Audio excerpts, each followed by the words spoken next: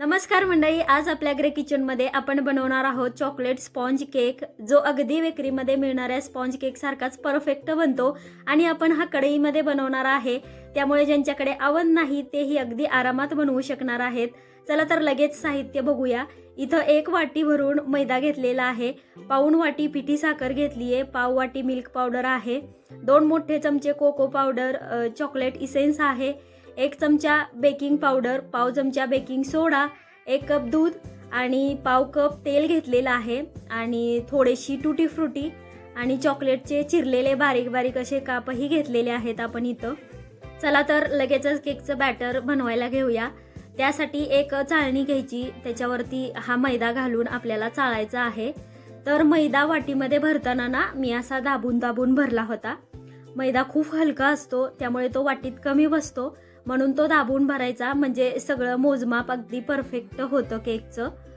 आता हा मैदा स्वच्छ चाळून घ्यायचा. त्याच्यानंतर आपल्याला ही पिठी साखर ही घालायची आहे या चाळणीमध्ये. मिल्क पावडर घेतली आहे ती पण घालायची, त्यानंतर कोको पावडर घालायची. आता चॉकलेट स्पॉन्ज केक करतोय म्हणून कोको पावडर घेतली आहे. कोणाला जर साधा केक करायचा असेल ना तर कोको पावडर नाही घातली तरीही चालते. इथं 1 चमचा बेकिंग पावडर घातली, त्यानंतर पाव चमचा हा बेकिंग सोडाही घातलेला आहे. आता हे सगळं पण आपण चाळून घेऊया. काही गुठळ्या वगैरे जर असतील ना तर मग त्या चाळल्यानंतर मोडल्या जातात, त्याच्यामुळे हे व्यवस्थित असं चाळून घेणं गरजेचं असतं. इथं आपण मैद्याचा केक बनवतोय, त्याऐवजी गव्हाच्या पिठाचा केक बनवला तरीही छान होतो. फक्त जेवढा मैदा घेतलाय त्याच प्रमाणामध्ये गव्हाचं पीठ घ्यायचं. आता पाव चमचा मीठ घातलेला आहे मी इथं. हा जो चॉकलेट इसेन्स आहे ना तो एक 3-4 ड्रॉप इतका घालते मी. जर तुमच्याकडं अगदीच नसेल ना हा इसेन्स तरी नाही घातला तरी चालणार आहे, कारण आपण याच्यात कोको पावडर घातली आहे. आता जे पाव कप तेल घेतलं होतं ते तेलही घातलेलं आहे. आता या तेलालाही अजून एक पर्याय असतो, तो म्हणजे तूप वापरलं तरीही चालतं. अजूनच हेल्दी व्हर्जन होतं केकचं गव्हाच्या पिठामुळे, तुपामुळे. पण आज आपण अगदी बेकरी सारखा केक दाखवतोय ना, त्यामुळे तिथं जे वापरतात ना मैदा तेल वगैरे तसाच बनवतोय. आता याच्यामध्ये थोडं थोडं करून दूध घालायचं आणि याचं बॅटर बनवायचं आहे आपल्याला. एकदम सगळं दूध घालायचं नाही, अंदाज घेत घेत दूध घालायचं आणि सगळ्या गुठळ्या वगैरे व्यवस्थित मोडल्या जातील अशा प्रकारे आपल्याला एकदम स्मूथ असं बॅटर बनवून घ्यायचे. आता याच्यामध्ये आपण मैदा घेतलेला आहे, तो थोडासा चिकट असतो ना, त्यामुळे हे बॅटर बनवायला थोडासा वेळ लागतो. म्हणजे अगदी 2-3 मिनिटामध्ये बॅटर बनवून तयार होतं. इथं बघा मी थोडं थोडं दूध घालत हे बॅटर बनवून घेते. आता मुलांना क्रिसमसच्या सुट्ट्या लागतील आणि या सुट्ट्यांमध्ये मुलांना काहीतरी वेगवेगळं करून खाऊ घालायचं अशी प्रत्येकच आईची इच्छा असते. अशा वेळेस हा चॉकलेट स्पॉन्ज केक करायचा आणि मुलांना खाऊ घालायचा. मुलंही नक्कीच खुश होणार की आईने घरच्या घरी एवढा भारी केक बनवला, आणि मुलं खुश झालेली बघून आई तर अजून जास्त खुश होणार आहे. त्यामुळे हा केक नक्कीच बनवून बघा. इथं आपलं बॅटर तयार होत आलेलं आहे. जे 1 कप दूध घेतलं होतं ना ते सगळं दूध इथं लागलेलं आहे आपल्याला. एवढ्या दुधाने ना या बॅटरची परफेक्ट अशी कन्सिस्टन्सी झालेली आहे. इथं आपलं बॅटर तयार झालेलं आहे. मी तिकडे केक टिनला आधीच बटर पेपर तेल वगैरे लावून ग्रीस करून ठेवलं होतं. आता हे बॅटर त्याच्यामध्ये घालायचं आणि लगेचच केक बेक व्हायला ठेवायचं आहे आपल्याला.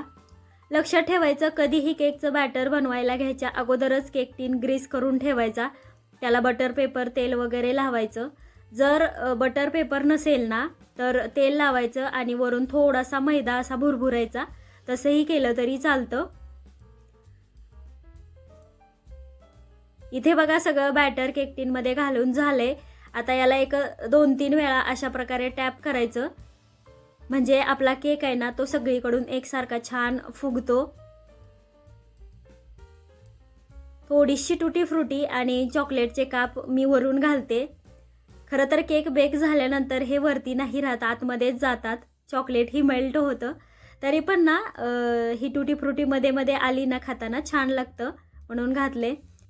ही कढई मी आधीच 10 मिनिटांसाठी प्रीहीट करून घेतली होती.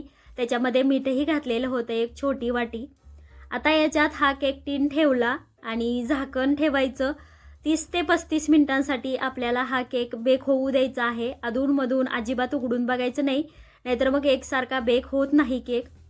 बघा 35 मिनिटांनंतर मी उघडून बघते, छान फुलून आलाय. एक टूथपिक किंवा चाकू घ्यायचा, तो याच्यामध्ये असा आतपर्यंत रोवून बघायचा आणि जर स्वच्छ आलं तर परफेक्ट बेक झाला म्हणायचं. आणि आता कढईतून काढून थंड व्हायला ठेवायचा आहे. थंड होताना ना वरती एखादा स्वच्छ रुमाल झाकून ठेवायचा, म्हणजे तो कोरडा पडत नाही.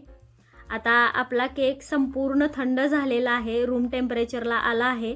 आता आपण याला या केक टीनमधून काढूया. एखाद्या अशा प्रकारच्या चाकूने ना कडा मोकळ्या करून घ्यायच्या, त्यानंतर मग केक काढायचा. कोणाकडे केक बनवण्यासाठी असा टीन नसेल तर आपला जो कुकरचा डब्बा असतो ना, तो डब्बा वापरला तरीही चालतो, किंवा दुसरं कोणतं एखादं ॲल्युमिनियमचं असं पातेलं वगैरे असेल किंवा स्टीलचं छोटं पातेलं असेल ते वापरलं तरीही चालतं. त्याच्यामध्येही खूप छान बेक होतो केक. बघा अगदी सहजपणे आपला केक डिमोल्ड होतोय. या केक टीनमधून बाजूला निघलाय, म्हणजे छान असा बेक झालेला आहे, सगळीकडून अजिबात चिटकलेला वगैरे नाही आहे. तसं तर हा केक बनवायला अगदी सोपा आहे, पण जे कोणी पहिल्यांदा बनवणार आहेत ना त्यांच्यासाठी काही टिप्स सांगते, ज्याच्यामुळे तुमचा केक अगदी पहिल्या प्रयत्नातही परफेक्ट असा बनेल. केकसाठीचं जे साहित्य घेतलं आहे ते अगदी अचूक आहे, त्याच्यामध्ये कमी जास्त करायचं नाही, ते बरोबर तसंच घ्यायचं. केक बेक होताना तो अधूनमधून सारखं उघडून बघायचा नाही. जर तो अधूनमधून उघडून बघितला तर तो एकसारखा बेक होत नाही. एकदा का केक तयार झाला का मग तो पूर्णपणे थंड करून घ्यायचा आणि मगच डिमोल्ड करायला घ्यायचा. तो जर गरम असताना डिमोल्ड करायला घेतला तर तो तुटू शकतो. त्याच्यामुळे तर अशा प्रकारचा केक या क्रिसमसच्या सुट्ट्यांमध्ये तुम्हीही नक्की बनवून बघा आणि मुलांना खाऊ घाला. कसा झाला ते मला कमेंटमध्ये येऊन सांगायला अजिबात विसरू नका. व्हिडिओ आवडल्यास लाईक, शेअर, सबस्क्राईब करा. तोपर्यंत धन्यवाद.